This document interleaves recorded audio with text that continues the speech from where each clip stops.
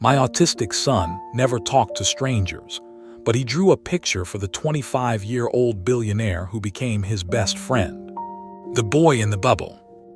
My son, Leo, exists in a frequency most people can't tune into. At 8 years old, he is autistic and sensory defensive. The world is too loud, too bright, and too fast for him. To survive, he wears large red noise-canceling headphones, his shield, and keeps his eyes on the ground, finding comfort in the predictable patterns of pavement cracks rather than the chaotic unpredictability of human faces. I am his protector. I have spent years physically blocking well-meaning strangers who try to high-five him or demand a smile.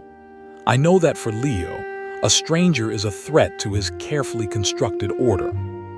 So when I first noticed the young man sitting on our usual bench at Miller's Pond, my guard went up.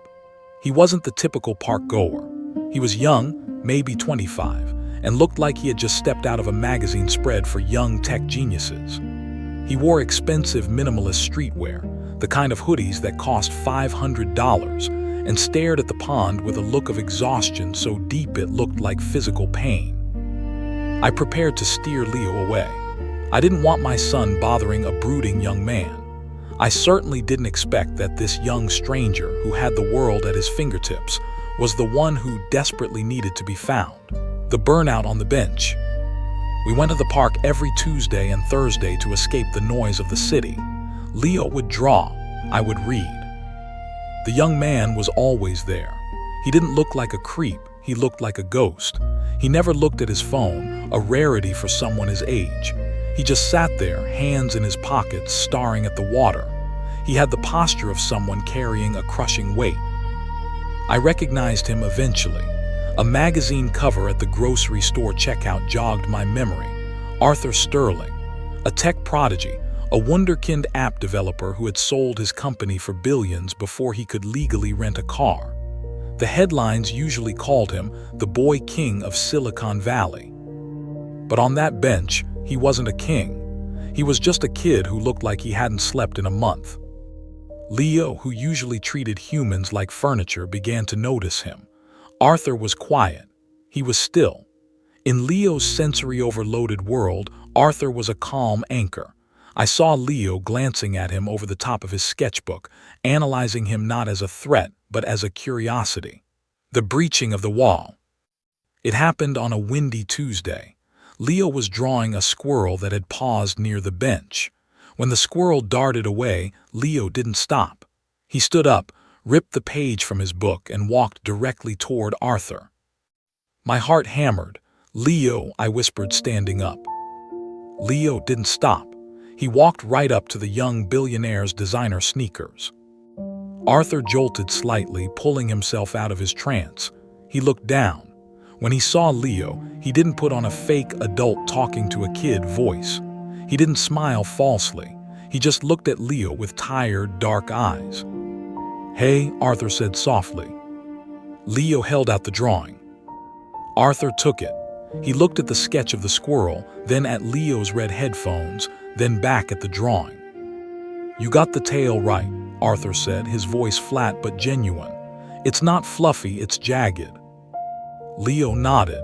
He pointed to the empty space on the bench next to Arthur. Arthur hesitated, then shifted over 6 inches. "It's a free country, man. Sit down." Leo sat. The silence between them. I watched from 5 feet away, ready to intervene, but the intervention never came. Arthur didn't try to talk to Leo. He didn't ask his name or why he wore headphones. He simply pulled a high-end tablet stylus from his pocket and spun it around his fingers, a nervous tick. Leo watched the spinning pen. Arthur noticed Leo watching. Without a word, he handed the stylus to Leo. Leo examined it, tapped it against his palm, and handed it back. They sat there for 20 minutes, Arthur staring at the water, Leo drawing Arthur's shoes. When we left, Arthur looked at me. "He's cool," he said simply. "He's quiet, I like quiet." "He's Leo," I said. "I'm Arthur." That was the beginning. The escape artist. Over the next few months, Arthur became Leo's best friend. It was the strangest friendship I had ever seen. a 25-year-old billionaire and an 8-year-old autistic boy. Arthur started bringing things. Not toys, he seemed to understand Leo better than that.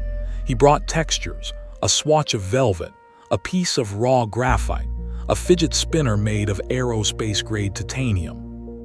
One day, I asked Arthur why he wasn't at work. "Don't you have a company to run?" Arthur laughed, a dry, brittle sound. "I have 3,000 employees who ask me questions all day. I have investors who scream at me. I have a phone that vibrates every 4 seconds." He looked at Leo, who was happily shading a circle. "This is the only place in the world where nobody wants anything from me. Leo doesn't care about my stock price. He just likes my shoes." Arthur wasn't just resting. He was hiding. He was a young man burnt out by his own brilliance, finding solace in a boy who didn't know how to judge him. The disappearance. Then the inevitable happened. We arrived at the park and the bench was empty. Leo didn't understand. He stood by the bench, tapping his leg, his sign of distress. He waited 10 minutes, then 20. He began to hum, a low, vibrating sound he made when the world felt wrong. "He's busy, Leo," I soothed. "He has a big job." But Arthur didn't come the next time, or the time after that. Leo stopped drawing. He would sit on the bench and just stare at the entrance of the park, clutching the titanium spinner Arthur had given him. He looked like he was grieving. I checked the news. There were no headlines about Arthur Sterling, no scandals, no mergers. He had simply vanished. I couldn't let my son lose the first person he had ever connected with. I decided to break my own rule. I was going to find the stranger. The penthouse fortress. I found the address of his penthouse online. It wasn't hard, he was famous. I took Leo with me. The building was a glass needle piercing the sky. The doorman was intimidating, but I was a desperate mother. "I'm not a fan," I told the security guard. "My son is his friend from the park.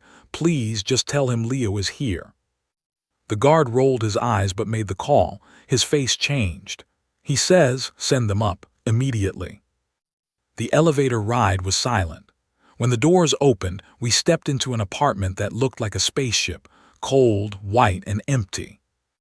Arthur was sitting on a massive white sofa wrapped in a blanket. He looked terrible, pale, shaking, dark circles under his eyes. He wasn't just burned out, he was sick. "Arthur," I gasped. He offered a weak smile. "Hey, Leo," he rasped. "Sorry I missed our meeting." The secret. Arthur had a congenital heart defect, a ticking time bomb he had known about since he was 18. "That's why I worked so fast," Arthur told me while Leo sat on the floor, drawing Arthur's glass coffee table. "I wanted to build something before, you know. But then I realized I spent my whole life staring at screens and shouting in meetings." He looked at Leo. "I didn't want to die without having a real friend, someone who didn't want my money." He had been in heart failure for weeks. He had stopped coming to the park because he couldn't walk that far anymore. Leo stood up. He walked over to the shivering billionaire. He took off his red headphones, something he never did, and placed them gently over Arthur's ears. "Quiet," Leo whispered. Arthur closed his eyes. Tears slipped out, running down his pale cheeks. For the first time in weeks, the noise of his pain, his fear, and his responsibilities was silenced. Leo sat next to him, took Arthur's hand, and started to draw on the cast on Arthur's wrist from a recent fall. He drew a duck with a jagged tail, the legacy of the boy king. Arthur died 3 weeks later. He was 25 years old. The news cycle was insane. Tech genius gone too soon. They talked about his algorithms, his billions, his legacy in code. But Leo and I knew the truth. His legacy wasn't code. A lawyer contacted us. Arthur had left Leo something, not money, though there was a trust for his education. He left Leo his safe space.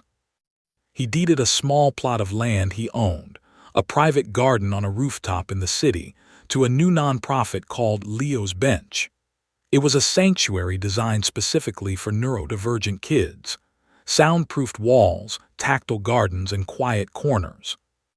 And in a box delivered to our house, Arthur returned the red headphones. Inside the box was a note, written in shaky handwriting. "Thanks for the quiet, buddy. You listened better than anyone." Leo is older now. He understands that Arthur is gone, but every time he draws, he leaves a small empty space on the right side of the paper, just in case his friend wants to sit down. The meaning of success. Arthur Sterling had everything the world tells us to want: youth, billions, fame, and genius. But in the end, he found his peace on a wooden bench next to an 8-year-old boy who wouldn't look him in the eye. My son, who I worried couldn't connect with the world, managed to connect with the one person who had disconnected from it. They saved each other. Leo gave Arthur a safe place to be vulnerable, and Arthur gave Leo the confidence to know he was worthy of friendship. We often think communication is about speaking well, but sometimes the most powerful thing you can do for another human being is just to sit beside them, share your silence, and let them know they aren't alone in the noise.